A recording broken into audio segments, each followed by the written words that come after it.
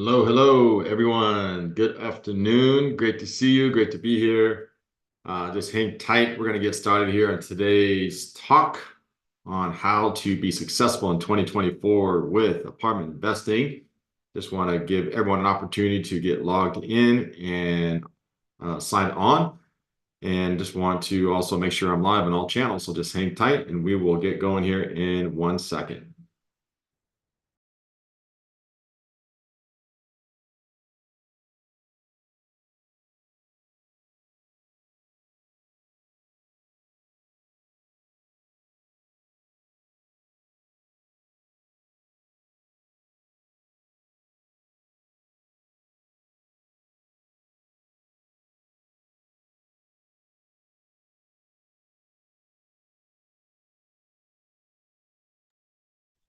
All right, good afternoon, everyone. Ivan here, the Apartment Ninja Warrior. Great to see you. Great to be here on this Monday afternoon. We have another exciting week ahead of us here. And for those that are on live right now, just go ahead and drop in the chat. Let me know where you are signing in from, where you are today, wherever in this world or in the US, wherever you're investing and buying apartments. I'd like to know where you're exactly watching from today. And we will get started here. Today, I'm going to be focused on how to be successful in apartment investing in 2024. And the context for today's discussion is not going to be focused on just the financial aspect, on why you should invest in apartments or why apartment investing can change your life, but I'm going to provide you more of an operational perspective on why apartment investing can be successful and why apartment investing can definitely change your life.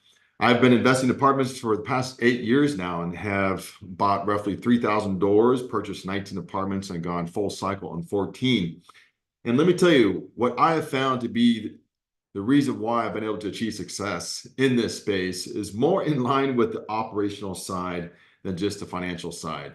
It is one thing to buy a piece of real estate, and it's one thing to be able to make money when you buy, but you can definitely lose money or not make as much as you thought you would make if you don't know how to operate.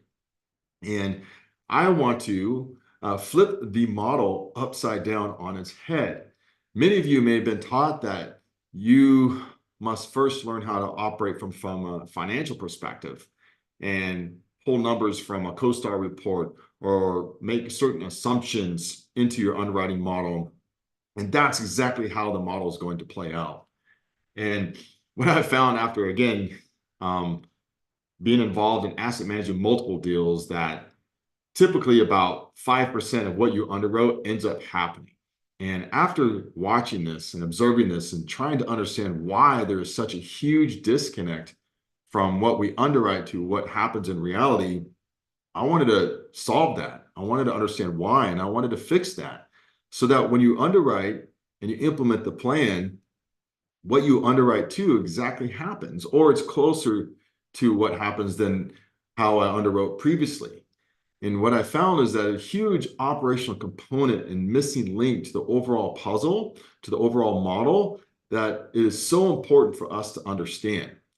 And when we approach it more from an operational standpoint, then the plan starts to happen like you originally thought, and it's more in line like you originally thought.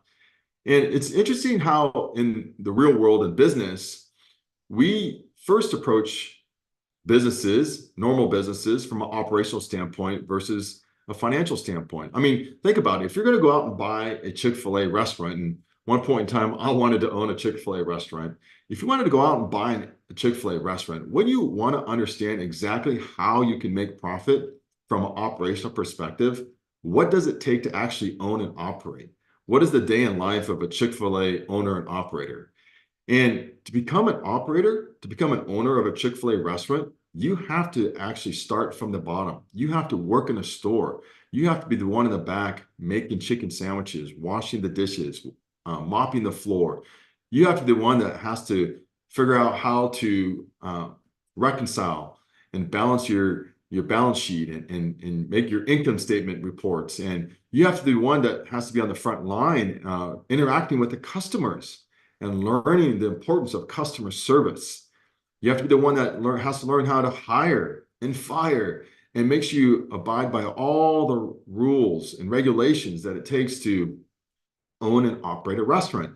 And if you graduate that class, then you're awarded one of your own stores.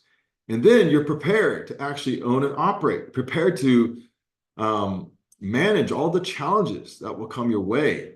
And you are prepared to know how to actually turn and make a profit and make the stores profitable and more valuable. And I find it so interesting that in the apartment space, that many of us do not take the time to learn and understand what it actually takes to make a apartment turn a profit. We don't actually go behind the scenes and understand what it is to own a property and what the day in life of an apartment owner and operator is, and what the day in life of being a property manager is, and what that actually looks like. And if we actually take the time to do that, then you'll find you're more prepared, better prepared to actually turn a profit and make a profit with owning apartments. It's interesting when we go through the underwriting process and get a property under contract through the acquisition phase, typically that's anywhere from 60 to 90, maybe sometimes 120 days. But when you own the property, most owners and operators underwrite to a 5-year window. You actually own the property many, many more months than you would just underwriting the deal or going through the acquisition phase. For years, you would own the property. Yet we don't take the time to understand actually what you got to do to own the property. And so that's the important piece here. One of the first keys is I advocate you must take the time to learn how to actually own and operate. And in doing so, this will make you a better underwriter. This will make you a better capital raiser. You'll be more prepared to deal with the challenges that come your way. And there are going to be plenty of unforeseen circumstances, but you're going to be more prepared to deal with those challenges. And what does it look like to own and operate a property? It's comprised of a few things: people, process, product, price, and parts. Let's talk about people. You got to know how to hire the right property management company. That is one of the main keys to this business. And you have to know how to hire them and understand what makes a property management company successful and what doesn't make a property management company successful. Now, to date, I have about 100 due diligence questions that I ask and analyze and compile answers to before I even consider working with a property management company. And I date a property management company, which means I get to know them for at least up to 3 to 6 months prior to me working with them. It takes a lot of research, a lot of due diligence, because this company is going to literally make or break you. And how they operate, how they do things will literally make or break you. And I have developed my own blueprint, my own playbook now, and I match them against what I know to be the right way to own and operate properties and how to actually approach this business from an operational standpoint. And if they don't meet the marks on my due diligence questions, then I won't work with them. It's simply not worth it. And then you have to ensure, which a lot of us know that who are in the space, you have to ensure that they hire the right property manager, the right staffing, and get the right footprint manning to work at your property. There's so many things that you need to understand from a property management standpoint, where you just can't blindly go in and hire them and put them in place and think everything's going to run and operate on its own.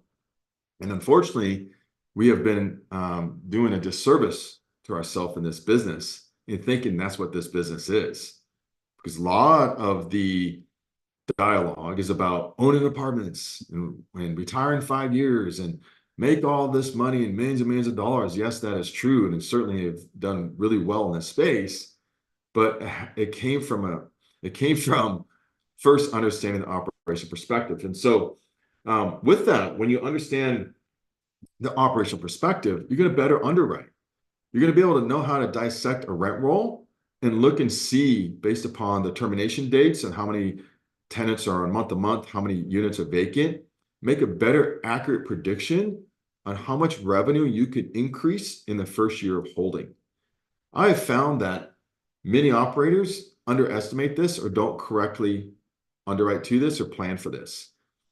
The answer lies in the rent roll, first and foremost, and understanding the mechanics and how you're going to add revenue to your property from a base rent standpoint. And then you can talk about all of the other ways to add revenue. But it takes the understanding of the sequencing and how are you going to unpack that as you implement your business plan and your rehab plan. And a lot of people overestimate on what they think they can do from an underwriting standpoint. A lot of people think that they can rehab all 2/3 of the property in the first year of holding without first even looking at the termination dates for each month on each of the individual rent units.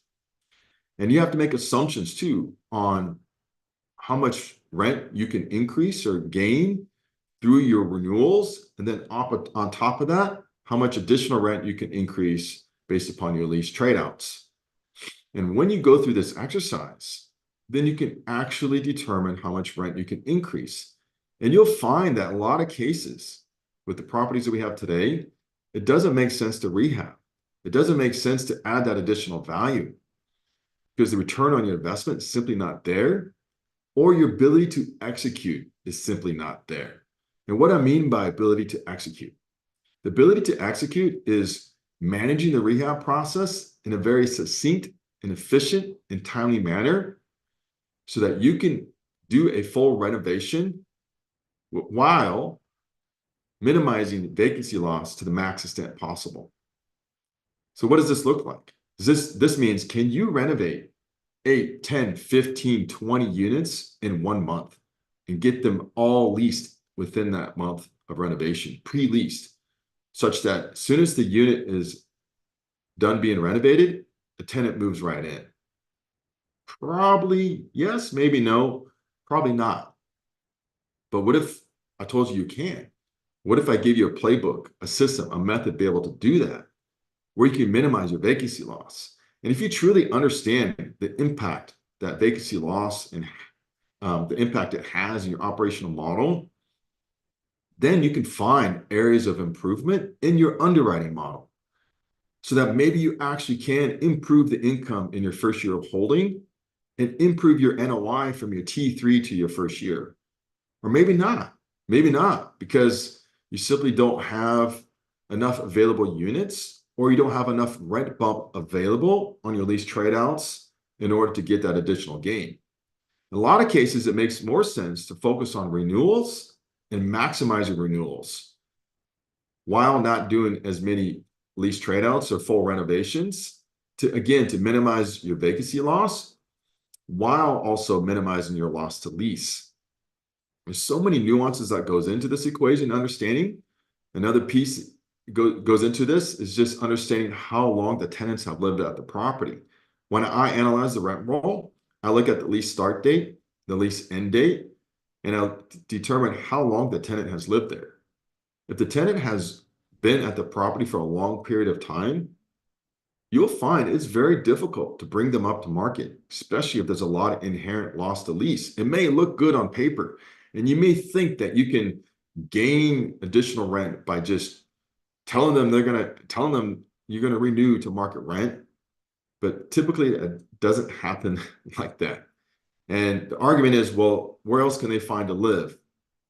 Because the market is a lot higher level than their current rent rate by $200 to $300. They will find another place to live. They will move to a different market. And then you'll incur a lot of vacancy loss. So you have to be very in tune with the rent roll. You have to understand it in a very in-depth way. And most underwriting models look at things at a too high of a level, in my opinion, in that first year. You have to underwrite it on a per month basis, in my opinion, in order to understand this business correctly, in order to play out the business plan correctly in the first year, which is the most critical year, one of the most critical years in your holding period. If you approach a property management company and ask them to underwrite a deal or give you a budget, they're going to give you a 12-month budget. They're going to analyze the ins and outs, and they're going to make these assumptions on how many tenants you're going to renew and what you can gain on your renewals or what you can gain your lease tradeouts and how many units you can renovate. That budget is the operational plan, which should then back into your financial underwriting model, which then should give you a more accurate understanding in your ability to underwrite the deal.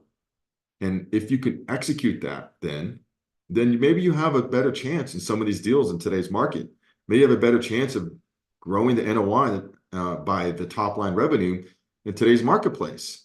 And then maybe you'll be a better operator.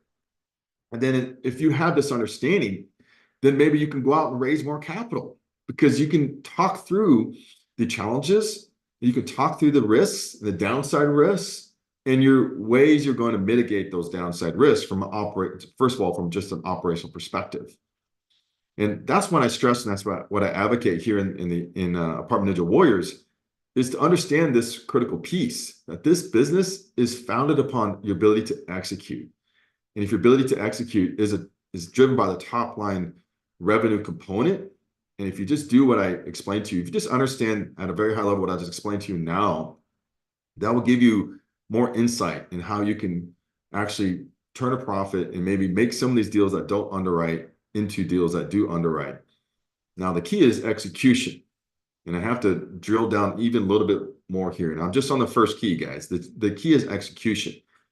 Once you drill down to the understanding this execution piece, then you have to have a very succinct and tight renovation plan, process, and crew. You have to find the right construction team and crew to be able to execute that which you can rely on well, and that what they tell you that they're going to do, they actually do. A lot of times, general contractors, they will tell you that they can renovate 10, 15 units per month, but in reality, they can only renovate 4. Yet they'll take 10, 15 units offline, and then they will sit there and not get renovated because they have inefficiencies in the process, because they don't have their act together, because they can't get materials in a timely fashion. So again, you have to be careful in all of these things on what you're being told. You have to verify yourself. And how do you verify? You got to know what it is to do it yourself. You got to know how to operate yourself as a property manager. You got to know how to conduct a construction project yourself as if you're a construction manager. And even though you're having other people do this, you got to understand it yourself. And that's why I drill down and I teach these things at a very micro level so that I know if it's going to get done correctly or not. So that I know if my construction plan and process is actually on schedule and on time and on budget.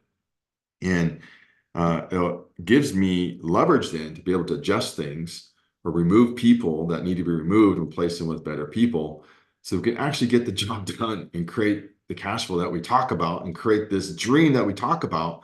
But you got to understand it to that level, in my opinion. And so going back to the construction side and process, really do take the time to find the right crew and find the right process, implement it, and then oversee it. I have my own process, which I'll share at a later time. It's my construction roadmap process that I have a lot of various tools and tactics that I use to make sure I can renovate minimum 15 units per month, 10 to 15% below market pricing. And again, per month, which is a very good time frame to be able to do this overall. Okay. All right. So I talked about operational focus versus a financial focus. I talked about the importance of learning how to operate before you actually buy, using the Chick-fil-A model. And another key thing that I want to focus on is a lot to do with the mindset piece and how we are able to achieve our goals and dreams overall. The importance of this is surround yourself with the right people and the people that truly know what it takes to turn and make a profit in this business. The people that are in the trenches, the people that deal with this on a day in, day out basis, the people that will shoot you straight so that you're actually prepared to turn a profit. And be careful out there, because you'll find a lot of people that they'll sell you a dream and they'll sell you a story and how apartments can change your life, which they have. They will. They've changed my life. And they'll change other people's lives. But that is not without work. It's not without focus. That's not without having good people and processes in place so that you can actually turn a profit. And I find that a lot of people get discouraged, just unfortunately, because their expectations are not appropriately managed and they're not given the full story. I certainly want people to be successful in this space. I want them to make a lot of money. I want them to be able to achieve financial freedom, however they choose to achieve that. because I really believe that's where the most fulfillment comes, and that's where you could be your best self and make the greatest impact in this world that we live in today, when you're living life according to freedom, according to your own terms. But in this space, there's a whole nother side to apartment investing that goes on. And when you surround yourself with people that are in the trenches, surround yourself with people that are actually doing this for a living on a day out, day in basis, they can give you key insights in how to be successful in this space. And they can give you key insights on when you get stuck, or when you need motivation, or when you need support, or when you need accountability. They're going to help you build that winning mindset. They're going to help you build resilience and perseverance and strength. They're going to help you know how to stand firm and strong, and how not to back down when sometimes people may have unrealistic expectations of you on what is possible or not possible in this space. And I found that by surrounding myself with those people, it's given me the strength and the resilience to be able to continue forward and move forward in this space. And I encourage you to be able to do the same so that you could be successful in this space too. And if you're just looking to get into apartment investing, this is an incredible business. This is a fun business. This is an exciting business. This business does change lives. It certainly has changed mine. I've 10x my net worth and 10x my income by doing this business for a living. But again, you gotta have the right expectation. And to me, that's the operational model. That's the operational perspective. And when you have that, though, then you're prepared, man. Then you can step up. Then you know that you've committed yourself to this business, and you're ready to take it on. And there's no better feeling than feeling prepared, feeling confident, knowing that you can take on those challenges when they come your way. Because again, one, you've prepared yourself, you learned the business, you studied, you practiced, but two, you're surrounded by doers. You're surrounded by people who are actually doing this business. Going back to this model of learning how to operate, and this understanding, learning how to operate before you purchase something. Another example would be if you're wanting to go fly airplanes, let's say you had this dream of where you always wanted to fly your friends and family to their favorite island destination, and you wanted to fly the airplane. Now, how would you feel if you asked all your friends and family to come to your hometown and hop on this private jet that you're going to fly them to, say, the Bahamas? How are you going to feel if you never took the time to learn how to fly that airplane? I mean, say you just jumped in that cockpit for the very first time, and you see your friends and family sitting in the back, and they're all staring at you with the thumbs up saying, "You got this, buddy. Looking forward to a great flight." And you feel so overwhelmed. You feel so lost. You feel so scared because, like, oh my gosh, what did I get myself into? All these people trusted me and believed in me that I can fly this airplane. In reality, I don't know how to fly it. And that would be a very bad day, right? And a very unsafe day if you actually try to fly an airplane. Maybe you could figure it out. Maybe you learned from reading a book a little bit, or say playing video games or watching things in a movie. But at some point in time, something's going to go wrong, or you're going to not know exactly how to recover the airplane or land the airplane if you went through that situation. On the other hand, say you took the time to learn how to fly an airplane first by studying on the ground, getting an instructor who has been through, has many years and flight hours of experience and knowledge, and who's been an instructor for quite some time. You practice in a simulator. You talk through your flight many times. You took the time to learn the knowledge. You took the time to learn how a plane works from a mechanical standpoint, and you took the time to learn how, in the event of an emergency, how can you still safely recover the airplane and survive and live to fly another day. Now, say you took the time, you spent 200-300 hours to learn how to fly before you flew your friends and family. How much more confident do you think you would feel in that cockpit? How much more prepared do you think you would feel in that cockpit? Okay. And so that's how I believe we should approach apartment investing, because people are giving their hard-earned money in cash to us, investing their hard-earned dollars into these apartment buildings and believing that you know how to operate. Now, you may not be the main operator. Let's talk about this. You may not be the main operator. You may be someone who's just focusing on raising capital, which is great, which is fine. But what if that pilot made a mistake? Who who is going to be looking at, your investor is going to be looking at you, or are they going to be looking at the pilot if a mistake was done? They're going to be looking at you.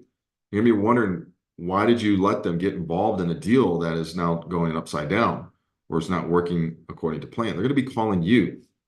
Now, what if you sat up in the cockpit with this pilot and you kind of learned how to fly under this person's watch? Now, again, if you didn't take the time to learn before you hop in the cockpit, or didn't take the time to actually simulate if you're the main pilot of that plane, you're going to feel lost. You're going to feel behind. You're still not going to be able to catch everything. Wouldn't you want to be a viable member of that crew and that pilot, that viable member or co-pilot for the main pilot? Wouldn't you want to be someone that actually knows how to take over the controls in the event something happened to the main pilot, or the event that you saw something that could prevent from the mission or the flight going bad? Yes, you would want to be able to be in that position. Again, so then that's why it's important to learn apartment operations. That's why it's important to learn how to operate correctly before you get involved in apartment investing. And again, even though you may not be one of the main operators, you may be a capital raiser, you may just be focused on maybe a KP, or you may be a co-GP. Even though you're not the main one, you still need to understand this business because of all the moving parts, and plus, so you can be an extra support to the team, and so you can protect your investors and keep them safe, and so that you can keep the project moving in the right direction. And that's why, again, it's so important to learn this business from an operation perspective and learn how to fly before you actually buy the airplane to fly your friends and family. And so, again, just kind of wrap things up here, guys. First and foremost, again, surround yourself with a winning team. Surround yourself with people in this space who are doing this full time for a living. Get yourself the education. Get yourself the mentorship you need. Take on the responsibility of truly learning this business, or learning how to operate before you step into the seat and operate on your own. I really believe in a crawl, walk, run scenario, so that you're best prepared to be very successful in this business. And look at this business from an operational perspective, more so than just a financial perspective, because operationally, therein lies the opportunities and how you can truly make money in this space, and how you can underwrite from a true perspective, a real perspective, versus just making assumptions without having any validity to it from an operation perspective. And if you do these three things, I believe this is how you can be successful in apartment investing, not just in 2024, but for the rest of your life. And how then you can then go out and achieve those dreams that you've always thought about for yourself. Where if you're someone that wants to leave your 9 to 5, this is how you can leave your 9 to 5. If you're someone that wants to build financial freedom, not just for yourself, for your family, leave a legacy, this is how you do it. This is what it actually looks like. If you're someone that wants to make an impact in your community, your surrounding community, this is how you do it. And if you approach it this way, you will be successful, or your chances are greater for you to be successful than not. There's certainly a lot of things you can't control. No one knew that the Fed was going to raise the interest rates, but what I can say is that at least your chances for being successful in this space are greater than not. And what a shame if we had an opportunity to learn actually this space and this business, and we didn't take time to do that. And so I encourage you to reach out, to find people, to get connected with those who are actually in this space. I also have my own academy where I help people understand and learn how to invest correctly in apartments, how to operate, how to asset manage, how to max perform properties, how to maximize your profit while minimize your downside risk, how to go out and build those winning teams, how to have a winning mindset, how to truly create that cash flow, that profit on the back end once you own the property, how to underwrite correctly. We focus on so many different aspects, and it's a great group of people. We support one another, we help one another. We approach this space from a very abundant standpoint, and it's exciting to watch people and see them grow and see them excel as apartment owners and operators, and watch them change their lives and change other people's lives. So that is all that I have for you today. Thank you for taking the time to listen. Thank you for taking the time to understand how to correctly invest in apartments. I appreciate you, and I look forward to meeting with you. If you have any questions, comments, just reach out to me in the chat, in the DM. I can answer any questions you may have. Or if it's better to set up a call, then we can set up a call and go from there. You guys have a great and wonderful week, and I'll see you next time.